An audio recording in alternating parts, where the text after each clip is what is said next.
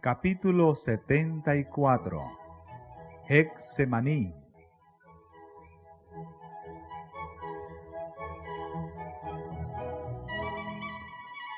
En compañía de sus discípulos, el Salvador se encaminó lentamente hacia el huerto de Getsemaní.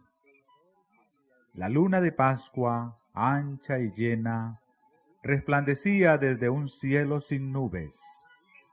La ciudad de cabañas para los peregrinos estaba sumida en el silencio.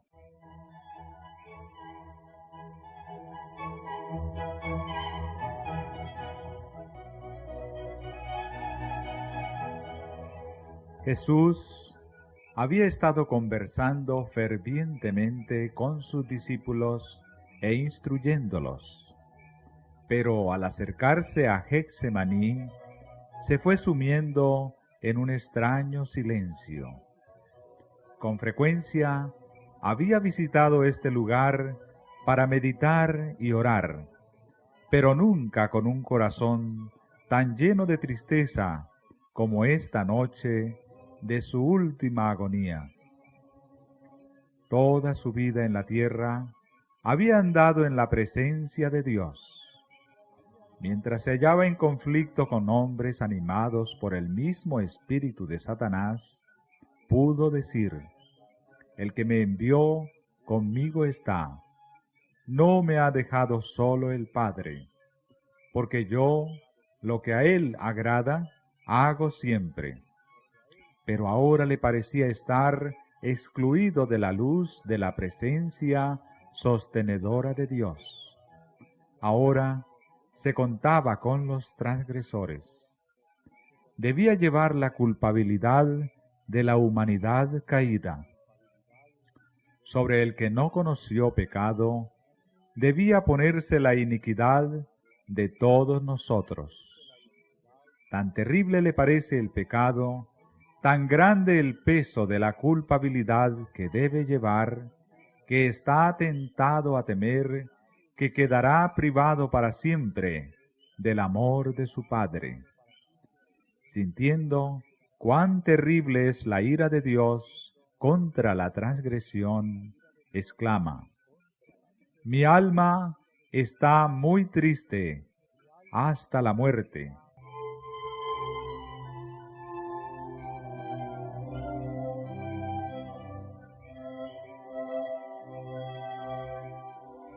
Al acercarse al huerto, los discípulos notaron el cambio de ánimo en su maestro. Nunca antes le habían visto tan completamente triste y callado. Mientras avanzaba, esta extraña tristeza se iba ahondando, pero no se atrevían a interrogarle acerca de la causa. Su cuerpo se tambaleaba como si estuviese por caer. Al llegar al huerto, los discípulos buscaron ansiosamente el lugar donde solía retraerse, para que su maestro pudiese descansar. Cada paso le costaba un penoso esfuerzo. Dejaba oír gemidos como si le agobiase una terrible carga. 2 veces le sostuvieron sus compañeros, pues sin ellos habría caído al suelo.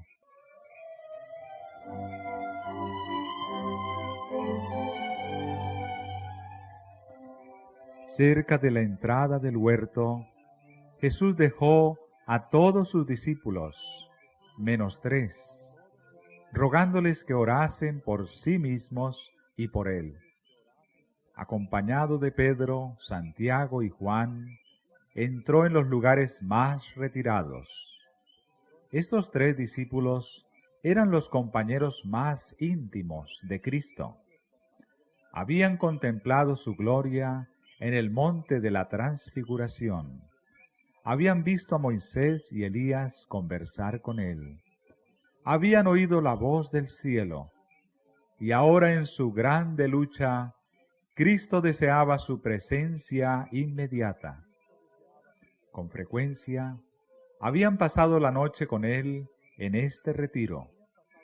En esas ocasiones, después de unos momentos de vigilia y oración, se dormían apaciblemente a corta distancia de su maestro, hasta que los despertaba por la mañana para salir de nuevo a trabajar. Pero ahora deseaba que ellos pasasen la noche con él en oración. Sin embargo, no podía sufrir que aún ellos presenciasen la agonía que iba a soportar.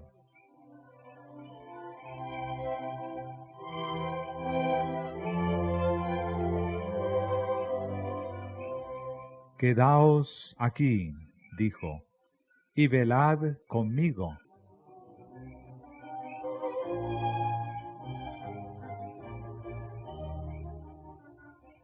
Fue a corta distancia de ellos, no tan lejos que no pudiesen verle y oírle, y cayó postrado en el suelo. Sentía que el pecado le estaba separando de su Padre. La cima era tan ancha, negra y profunda, que su espíritu se estremecía ante ella. No debía ejercer su poder divino para escapar de esa agonía. Como hombre, debía sufrir las consecuencias del pecado del hombre. Como hombre, debía soportar la ira de Dios contra la transgresión.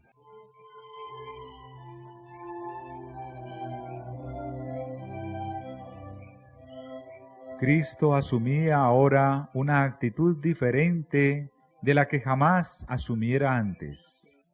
Sus sufrimientos pueden describirse mejor en las palabras del profeta: «Levántate, oh espada, sobre el pastor y sobre el hombre compañero mío, dice Jehová de los ejércitos». Como sustituto y garante del hombre pecaminoso, Cristo estaba sufriendo bajo la justicia divina. Veía lo que significaba la justicia. Hasta entonces había obrado como intercesor por otros. Ahora anhelaba tener un intercesor para sí.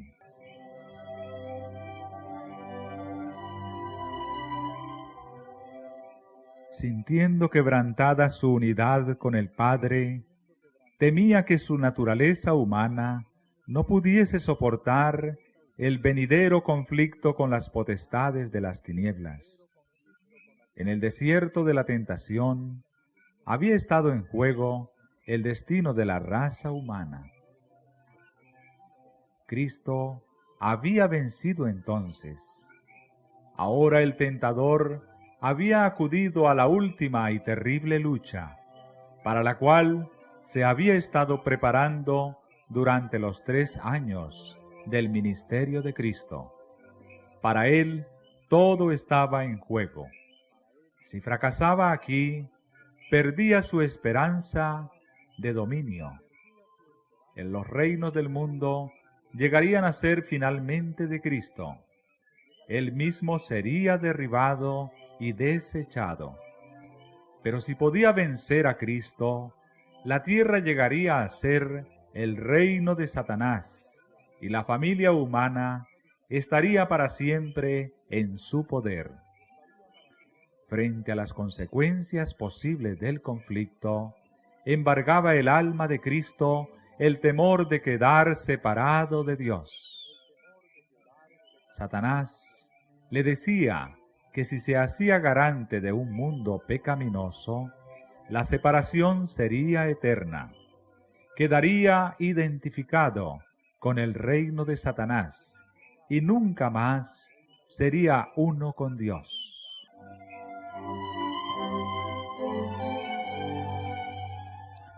¿Y qué se iba a ganar por este sacrificio? Cuán irremesibles parecían la culpabilidad y la ingratitud de los hombres. Satanás presentaba al Redentor la situación en sus rasgos más duros. El pueblo que pretende estar por encima de todos los demás en ventajas temporales y espirituales te ha rechazado. Está tratando de destruirte a ti, fundamento, centro y sello de las promesas a ellos hechas como pueblo peculiar. Uno de tus propios discípulos, que escuchó tus instrucciones y se ha destacado en las actividades de tu iglesia, te traicionará. Uno de tus más celosos seguidores te negará. Todos te abandonarán.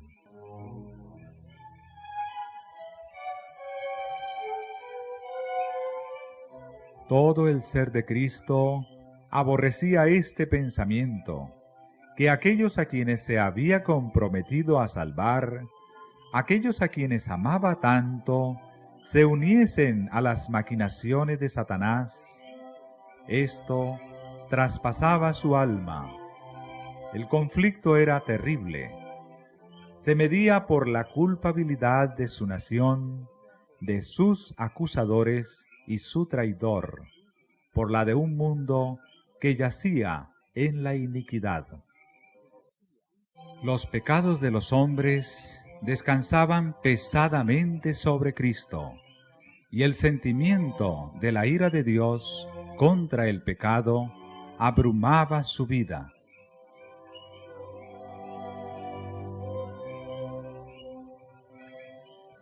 Mirémosle contemplando el precio que ha de pagar por el alma humana. En su agonía se aferra al suelo frío, como para evitar ser alejado más de Dios. El frío rocío de la noche cae sobre su cuerpo postrado, pero él no le presta atención. De sus labios pálidos brota el amargo clamor: Padre mío, si es posible, pase de mí este vaso. Pero aún entonces añade: empero, no como yo quiero, sino como tú.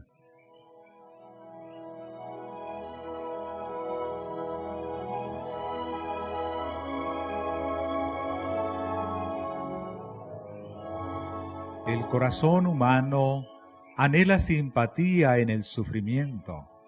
Este anhelo lo sintió Cristo en las profundidades de su ser. En la suprema agonía de su alma, vino a sus discípulos con un anhelante deseo de oír algunas palabras de consuelo de aquellos a quienes había bendecido y consolado con tanta frecuencia y escudado en la tristeza y en la angustia. El que siempre había tenido palabras de simpatía para ellos, sufría ahora una agonía sobrehumana y anhelaba saber que oraban por él y por sí mismos. Cuán sombría parecía la malignidad del pecado.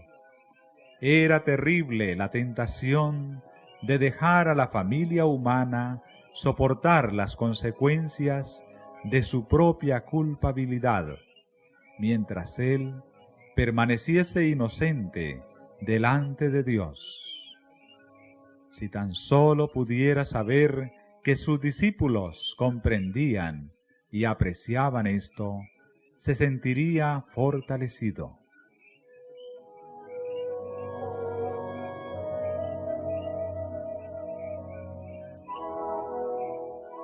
Levantándose con penoso esfuerzo, fue tambaleándose a donde había dejado a sus compañeros, pero los halló durmiendo. Si los hubiese hallado orando, habría quedado aliviado. Si ellos hubiesen estado buscando refugio en Dios, para que los agentes satánicos no pudiesen prevalecer sobre ellos, habría quedado consolado por su firme fe.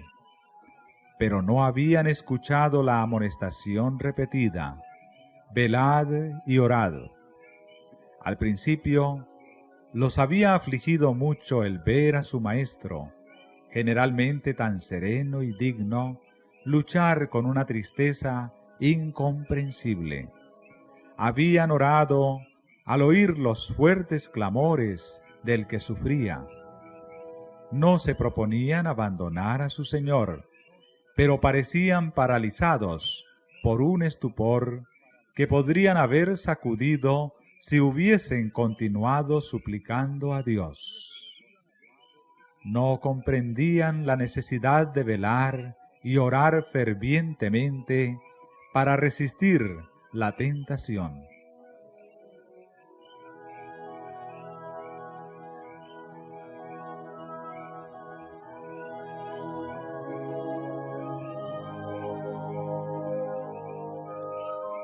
Precisamente antes de dirigir sus pasos al huerto, Jesús había dicho a sus discípulos: «Todos seréis escandalizados en mí esta noche».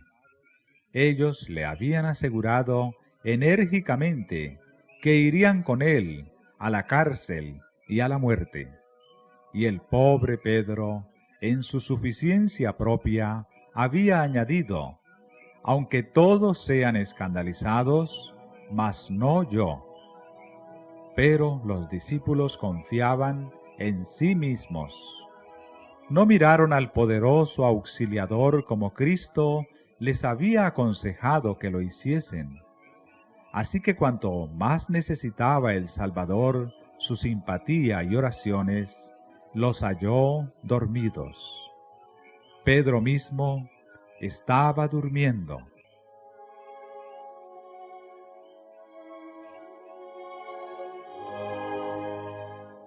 Y Juan, el amante discípulo que se había reclinado sobre el pecho de Jesús, dormía.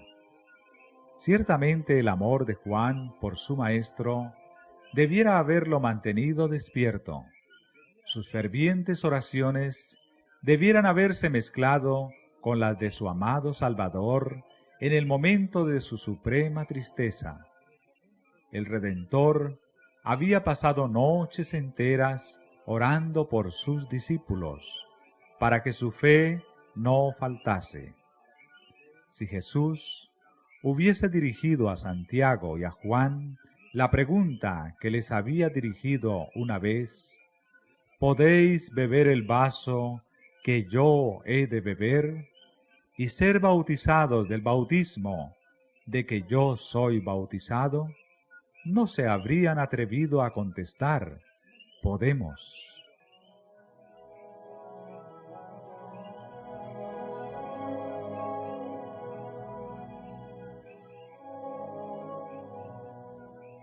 Los discípulos se despertaron al oír la voz de Jesús, pero casi no le conocieron.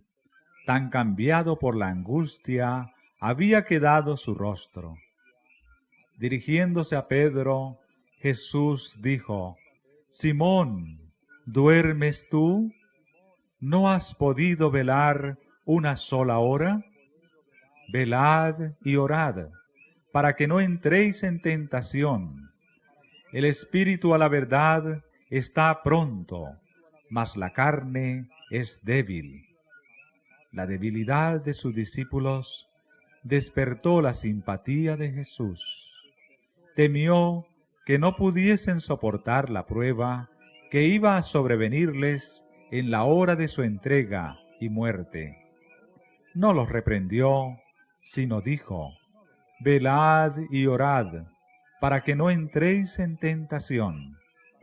Aún en su gran agonía, procuraba disculpar su debilidad. «El espíritu a la verdad está pronto», dijo, «mas la carne es débil».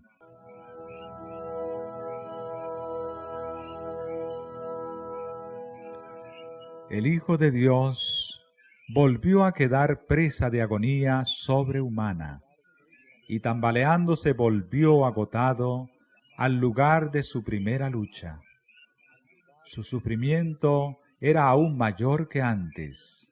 Al apoderarse de él la agonía del alma, fue su sudor como grandes gotas de sangre que caían hasta la tierra.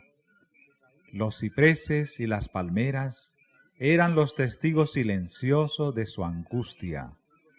De su follaje caía un pesado rocío sobre su cuerpo postrado, como si la naturaleza llorase sobre su autor, que luchaba a solas con las potestades de las tinieblas.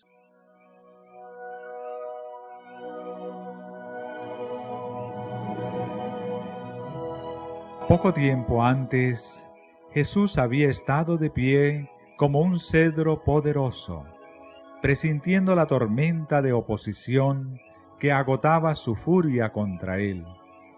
Voluntades tercas y corazones llenos de malicia y sutileza habían procurado en vano confundirle y abrumarle. Se había erguido con divina majestad como el Hijo de Dios. Ahora era como un junco azotado y doblegado por la tempestad airada. Se había acercado a la consumación de su obra como vencedor, habiendo ganado a cada paso la victoria sobre las potestades de las tinieblas.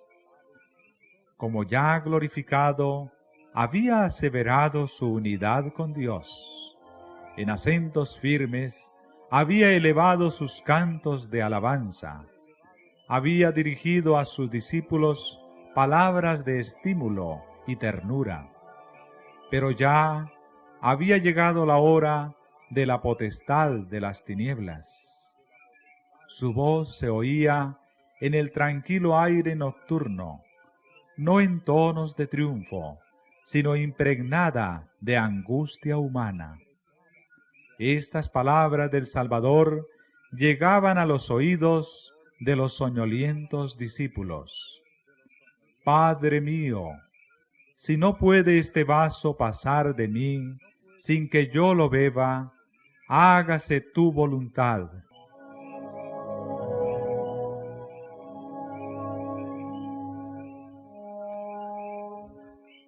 El primer impulso de los discípulos fue ir hacia él, pero les había invitado a quedarse allí velando y orando. Cuando Jesús vino a ellos, los halló otra vez dormidos. Otra vez había sentido un anhelo de compañía, de oír de sus discípulos algunas palabras que le aliviasen y quebrantasen el ensalmo de las tinieblas que casi le dominaban. Pero los ojos de ellos estaban cargados y no sabían qué responderle. Su presencia los despertó.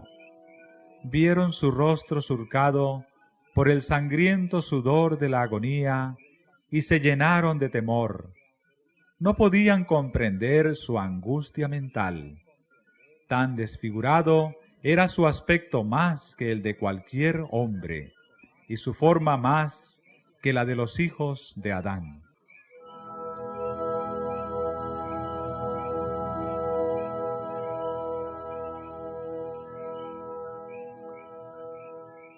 Apartándose Jesús, volvió a su lugar de retiro y cayó postrado, vencido por el horror de una gran oscuridad. La humanidad del Hijo de Dios temblaba en esa hora penosa. Oraba ahora no por sus discípulos, para que su fe no faltase, sino por su propia alma tentada y agonizante. Había llegado el momento pavoroso, el momento que había de decidir el destino del mundo. La suerte de la humanidad pendía de un hilo. Cristo podía, a una hora, negarse a beber la copa destinada al hombre culpable. Todavía no era demasiado tarde. Podía enjugar el sangriento sudor de su frente y dejar que el hombre pereciese en su iniquidad. Podía decir: reciba el transgresor la penalidad de su pecado, y yo volveré a mi Padre. Beberá el Hijo de Dios la amarga copa de la humillación y la agonía? ¿Sufrirá el inocente las consecuencias de la maldición del pecado para salvar a los culpables? Las palabras caen temblorosamente de los pálidos labios de Jesús. Padre mío, si no puede este vaso pasar de mí sin que yo lo beba, hágase tu voluntad.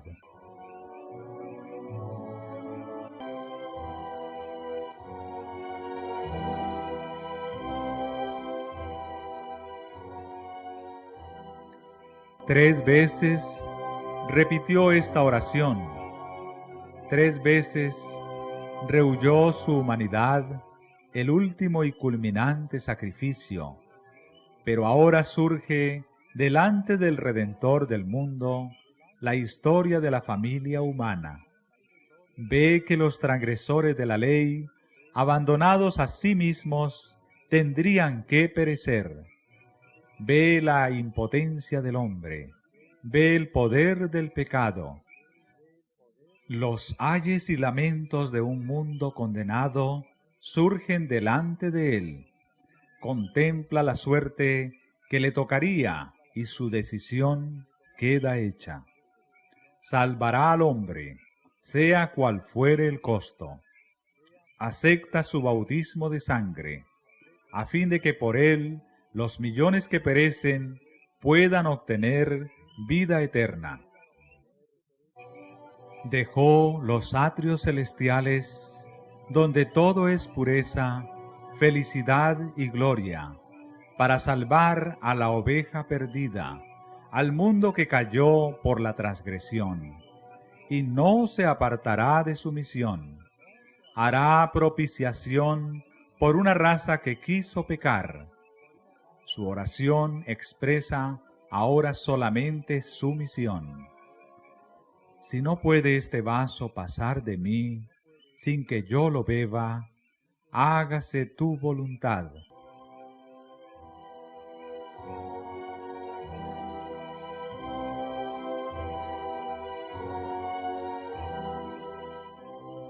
Habiendo hecho la decisión, cayó moribundo al suelo del que se había levantado parcialmente.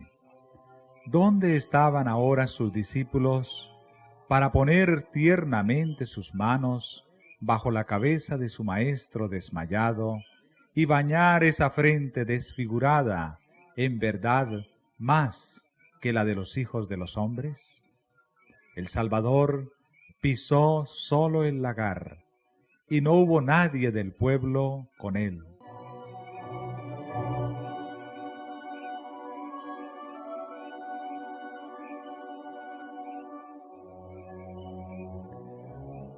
Pero Dios sufrió con su Hijo.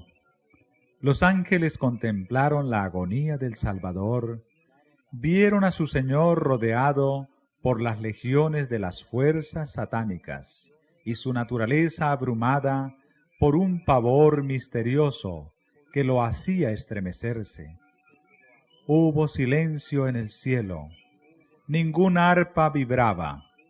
Si los mortales hubiesen percibido el asombro de la hueste angélica, mientras en silencioso pesar veía al Padre retirar sus rayos de luz, amor y gloria de su amado Hijo, comprenderían mejor cuán odioso es a su vista el pecado.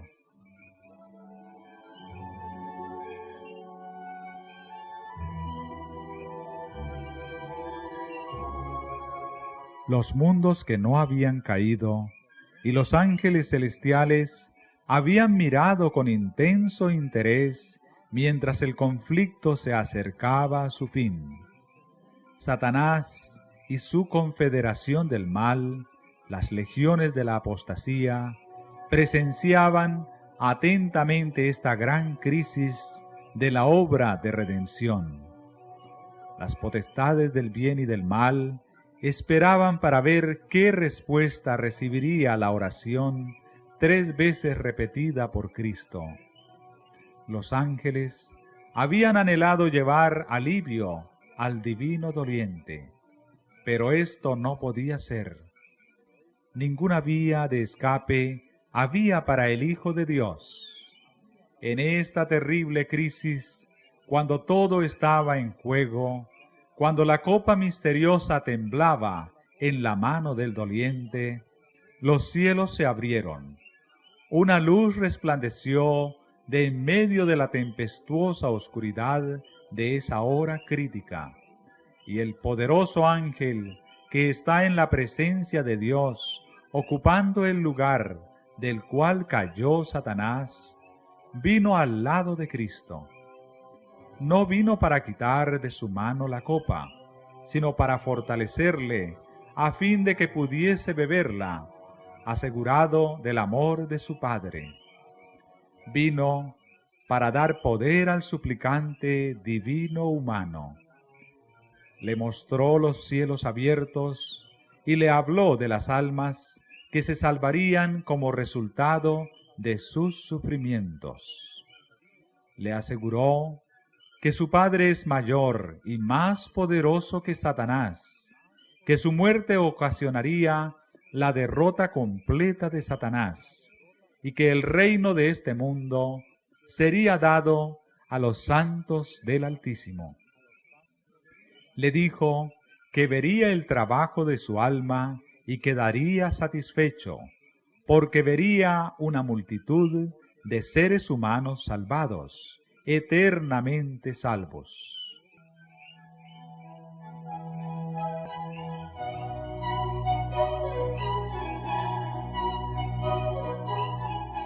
La agonía de Cristo no cesó, pero le abandonaron su depresión y desaliento. La tormenta no se había apaciguado, pero el que era su objeto fue fortalecido para soportar su furia.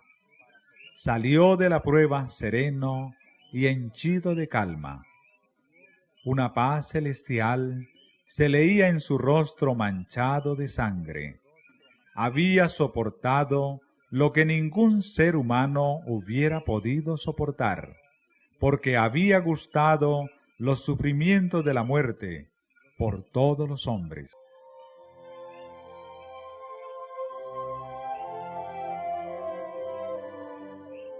Los discípulos dormidos habían sido despertados repentinamente por la luz que rodeaba al Salvador. Vieron al ángel que se inclinaba sobre su maestro postrado. Le vieron alzar la cabeza del Salvador contra su pecho y señalarle el cielo. Oyeron su voz como la música más dulce que pronunciaba palabras de consuelo y esperanza. Los discípulos recordaron la escena transcurrida en el monte de la Transfiguración. Recordaron la gloria que en el templo había circuido a Jesús y la voz de Dios que hablara desde la nube. Ahora, esa misma gloria se volvía a revelar y no sintieron ya temor por su Maestro. Estaba bajo el cuidado de Dios, y un ángel poderoso había sido enviado para protegerle. Nuevamente los discípulos cedieron en su cansancio al extraño estupor que los dominaba. Nuevamente Jesús los encontró durmiendo. Mirándolos tristemente dijo: «Dormid ya, descansad. He aquí, ha llegado la hora, y el Hijo del Hombre es entregado en manos de pecadores». Aún mientras decía estas palabras, oía los pasos de la turba que le buscaba y añadió: «Levantaos, vamos, he aquí ha llegado el que me ha entregado». No se veían en Jesús huellas de su reciente agonía cuando se dirigió al encuentro de su traidor. Adelantándose a sus discípulos dijo: «¿A quién buscáis?». Contestaron: «A Jesús Nazareno». Jesús respondió: Yo soy. Mientras estas palabras eran pronunciadas, el ángel que acababa de servir a Jesús se puso entre él y la turba. Una luz divina iluminó el rostro del Salvador y le hizo sombra una figura como de paloma. En presencia de esta gloria divina, la turba homicida no pudo resistir un momento. Retrocedió tambaleándose. Sacerdotes, ancianos, soldados y aún Judas cayeron como muertos al suelo. El ángel se retiró y la luz se desvaneció. Jesús tuvo oportunidad de escapar, pero permaneció sereno y dueño de sí. Permaneció en pie como un ser glorificado, en medio de esta banda endurecida, ahora postrada e inerme a sus pies. Los discípulos miraban, mudos de asombro y pavor. Pero la escena cambió rápidamente. La turba se levantó. Los soldados romanos, los sacerdotes y Judas se reunieron en derredor de Cristo. Parecían avergonzados de su debilidad y temerosos de que se les escapase todavía. Volvió el Redentor a preguntar: ¿A quién buscáis? Habían tenido pruebas de que el que estaba delante de ellos era el Hijo de Dios, pero no querían convencerse. A la pregunta ¿a quién buscáis?, volvieron a contestar: a Jesús Nazareno. El Salvador les dijo entonces: os he dicho que yo soy. Pues si a mí buscáis, dejad ir a estos. Señalando a los discípulos. Sabía cuán débil era la fe de ellos y trataba de escudarlos de la tentación y la prueba. Estaba listo para sacrificarse por ellos. El traidor Judas no se olvidó de la parte que debía desempeñar. Cuando entró la turba en el huerto, iba delante, seguido de cerca por el sumo sacerdote. Había dado una señal a los perseguidores de Jesús, diciendo: al que yo besare, aquel es, prendedle. Ahora, fingiendo no tener parte con ellos, se acercó a Jesús, le tomó de la mano como un amigo familiar, y diciendo: salve, maestro, le besó repetidas veces, simulando llorar de simpatía por él en su peligro. Jesús le dijo: amigo, ¿a qué vienes? Su voz temblaba de pesar al añadir: Judas, ¿con beso entregas al Hijo del Hombre? Esta súplica debiera haber despertado la conciencia del traidor y conmovido su obstinado corazón, pero le habían abandonado la honra, la fidelidad y la ternura humana. Se mostró audaz y desafiador, sin disposición a enternecerse. Se había entregado a Satanás y no podía resistirle. Jesús no rechazó el beso del traidor. La turba se envalentonó al ver a Judas tocar la persona de aquel que había estado glorificado ante sus ojos tan poco tiempo antes. Se apoderó entonces de Jesús y procedió a atar a aquellas preciosas manos que siempre se habían dedicado a hacer el bien. Los discípulos habían pensado que su maestro no se dejaría prender, porque el mismo poder que había hecho caer como muertos a esos hombres podía dominarlos hasta que Jesús y sus compañeros escapasen.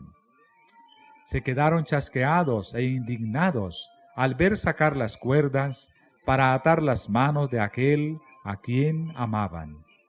En su ira, Pedro sacó impulsivamente su espada y trató de defender a su maestro. Pero no logró sino cortar una oreja del siervo del sumo sacerdote. Cuando Jesús vio lo que había hecho, libró sus manos, aunque eran sujetadas firmemente por los soldados romanos, y diciendo: «Dejad hasta aquí», tocó la oreja herida, y ésta quedó inmediatamente sana. Dijo luego a Pedro: «Vuelve tu espada a su lugar, porque todos los que tomaren espada, a espada perecerán. ¿Acaso pensáis que no puedo ahora orar a mi Padre, y Él me daría más de 12 legiones de ángeles?» Una legión en lugar de cada uno de los discípulos. Pero los discípulos se preguntaban: «Oh, ¿por qué no se salva a sí mismo y a nosotros?».